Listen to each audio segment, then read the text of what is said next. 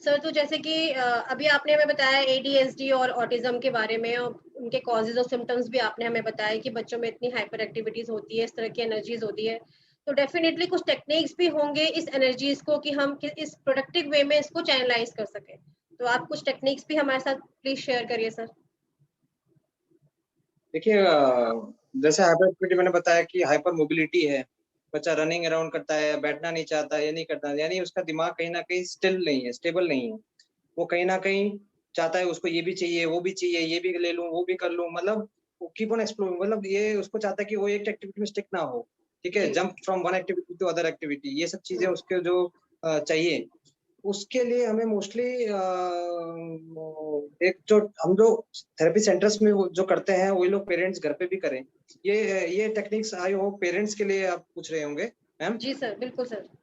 बिल्कुल sir, parents के तो लिए। थेरेपी सेंटर्स में हम लोग करते हैं, आइसोलेटेड एरियाज हम लोग, मतलब जैसे 3x4 का एरिया है, हम उसी एरिया में उसको काम करवाएंगे जहाँ डिस्ट्रैक्शन ना हो, टोटल हम्म। डिस्ट्रैक्शन ना हो, कोई नॉइज ना हो, कोई कुछ ना हो, हम उस एरिया में खाली मैं और बच्चा हो। ठीक है, एक्टिविटीज भी जो हमारे प्लान की हो, एक्टिविटीज मेरे रीच में हो, और एक एक एक्टिविटी वन बाय वन एक एक्टिविटी हम स्टार्ट करेंगे। We will start always from brushing protocol, brushing, joint compression, massage थोड़ा देख के, फिर हमने उसको एक रेपो बिल्डिंग किया, हमने बच्चों से एक आई कांटेक्ट लिया, एक फ्रेंडली एक एस्टेब्लिशमेंट की, उसके साथ फ्रेंडशिप की जैसे एस्टेब्लिशमेंट की। उसके बाद धीरे धीरे हमने एक्टिविटीज यूज किए।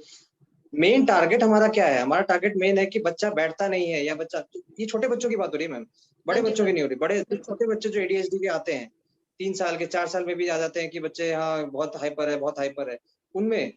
ठीक है, जो ऑटिस्टिक फीचर्स नहीं है जिनके, तो हम्म। हम उनको बैठाए, हमने उसको बैठाया, हमने उसको काम करवाया।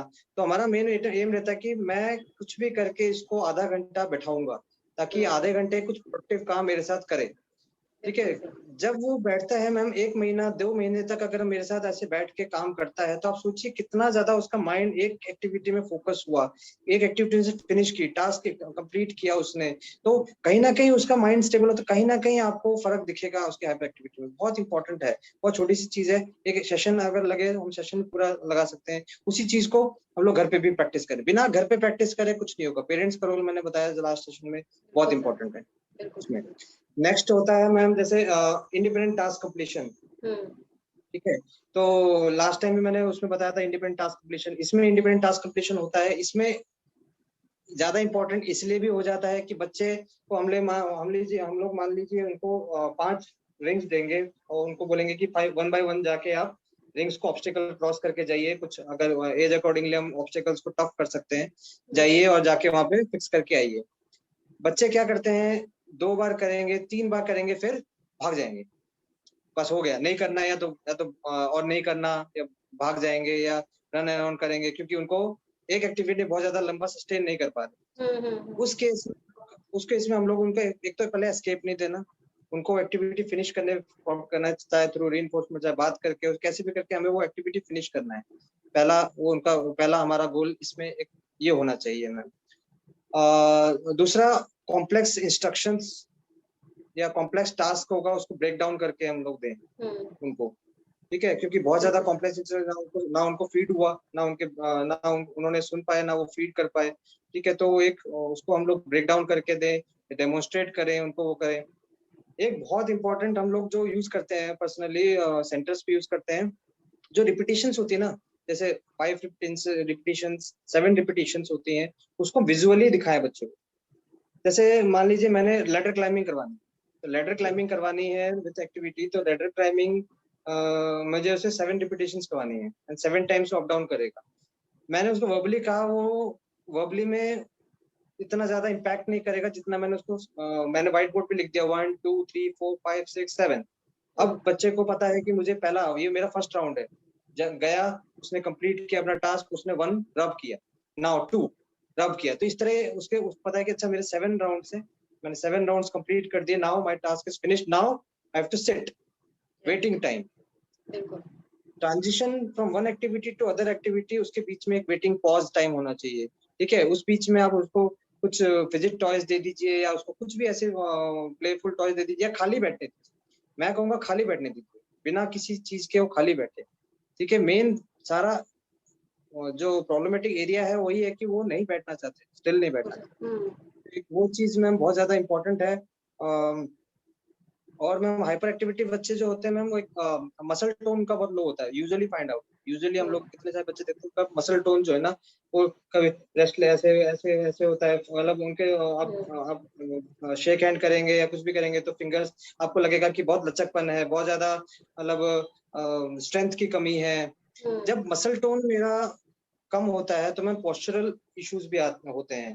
ठीक है, जब मेरा पोस्चर ठीक नहीं कहीं कुछ, तो वो लिथार्जिक सा वैसा डील होता है। तो हमें रिगरस फिजिकल एक्सरसाइजेस में उनको रखना चाहिए, जिसमें कि हमें अपने अपने ओटिस की हेल्प लेनी चाहिए, अपने फिजिकल एजुकेटर्स की, फिजिकल थेरेपिस्ट की हेल्प लेनी चाहिए, कि जिसमें कि क्या उसको एक्टिविटीज करवाएं जिससे वो एनर्जी अपनी चैनलाइज कर पाए, अपनी एनर्जी बनाओ, ताकि उसकी टोन भी, मसल टोन जो कोर मसल्स ये सब इम्प्रूव हो, ताकि उसका अटेंशन भी, फोकस भी इम्प्रूव होगा, उससे उसकी हाइपर एक्टिविटी भी इम्प्रूव होगी। तो एक वो बहुत इंपॉर्टेंट है मैम। हाउस होल्ड कोर्स में डालना बहुत इंपॉर्टेंट है बच्चों को। हाउस होल्ड एक्टिविटीज में इन्वॉल्व करना, खासकर पेरेंट्स, कुछ भी नॉन फायर कुकिंग हो गया, आपने उसको क्लीनिंग द डाइनिंग टेबल दे दिया, या फिर डाइनिंग टेबल सेट करो अपना, उसमें आपने कॉग्निटिव थोड़ा ऐड कर सकते हैं कि अच्छा प्लेट्स काउंट करिए, फोक्स काउंट करिए, आप स्पून्स काउंट करिए। ठीक है, थोड़ा आपने कॉग्निटिव ऐड कर दिया, मैंने मटर छीलने के लिए दिया, मटर काउंट करिए कितना आपने मटर छील के निकाले। छोटे छोटे बच्चे भी कर सकते हैं मैम, ये सब बहुत बहुत मुश्किल टास्क नहीं है, आप सिखाएंगे तो कर सकते हैं। ठीक है, नॉन फायर कुकिंग आप करवा सकते हैं, जो पेरेंट्स करते हैं, बहुत सारे पेरेंट्स करते भी हैं। ठीक है, गार्डनिंग में आप डाल सकते हैं उन बच्चों को, आप उसको एक्स्ट्रा करिकुलर एक्टिविटीज में उनको ट्रेन कर सकते हैं बच्चों को। एक्स्ट्रा करिकुलर एक्टिविटीज में आउटडोर स्पोर्ट्स हो गए, कोई भी एक स्पोर्ट आप पकड़िए, कोई एक स्पोर्ट रखिए जिसमें कि उसका इंटरेस्ट हो जाए। मैं प्रेफर करूंगा स्विमिंग को, साइकिलिंग को, स्केटिंग को।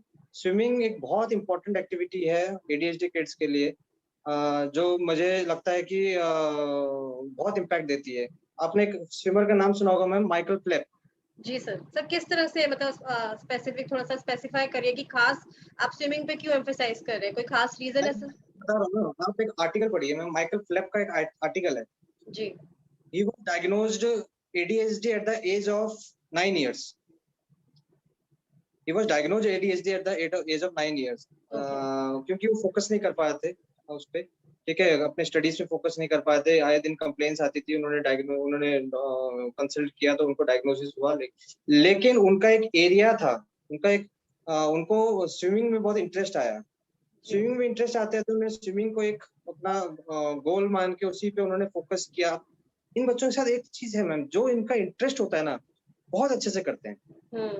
ठीक है, हम लोग खाली एकेडमिक्स पे फोकस ना करके, खाली ये नहीं पढ़े, खाली वो करे, नहीं, बहुत सारी चीजें हैं जो बच्चा आउट ऑफ एकेडमिक्स भी बहुत कुछ कर सकता है।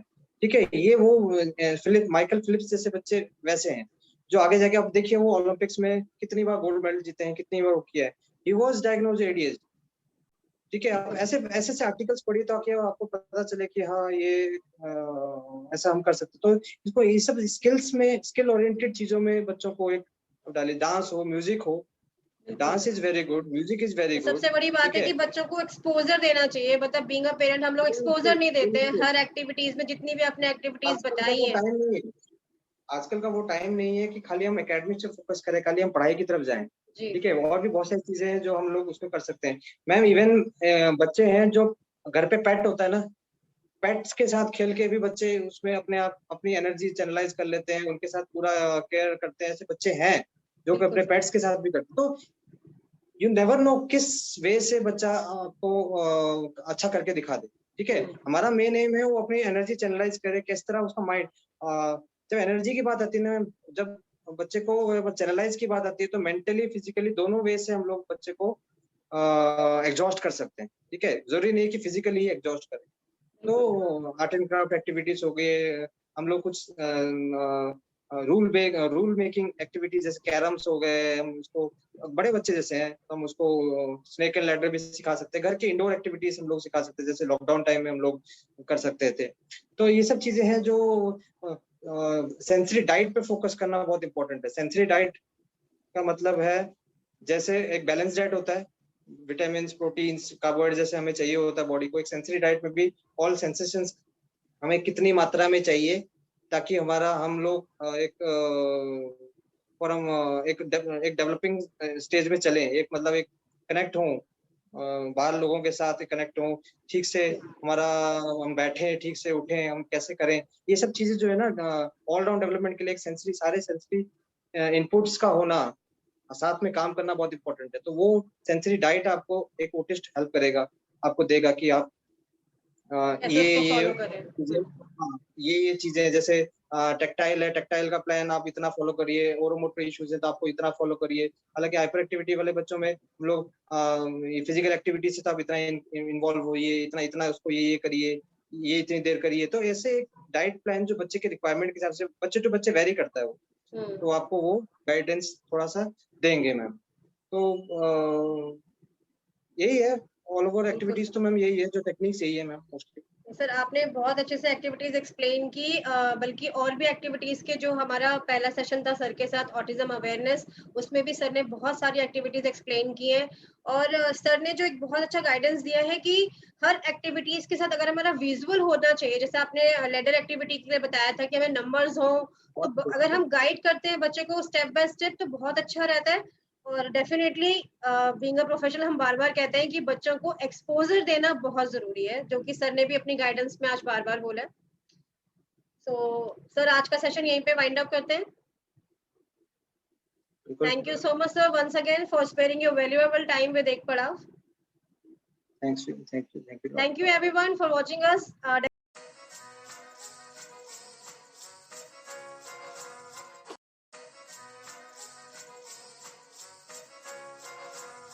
का जो हमारा सेशन था आपके लिए बहुत ही बेनिफिशियल रहेगा। आप सभी पेरेंट्स से हमारा यही एक रिक्वेस्ट है कि प्लीज अपने बच्चों को एक्सपोजर दीजिए, जितना ज्यादा हो सके उन्हें हर एक्टिविटीज में इनकलकेट होने के लिए एम्फेसाइज करिए। तो thank you once again everyone, thank you for watching us. खुश रहिए, हंसते रहिए, स्माइल एंड प्लीज।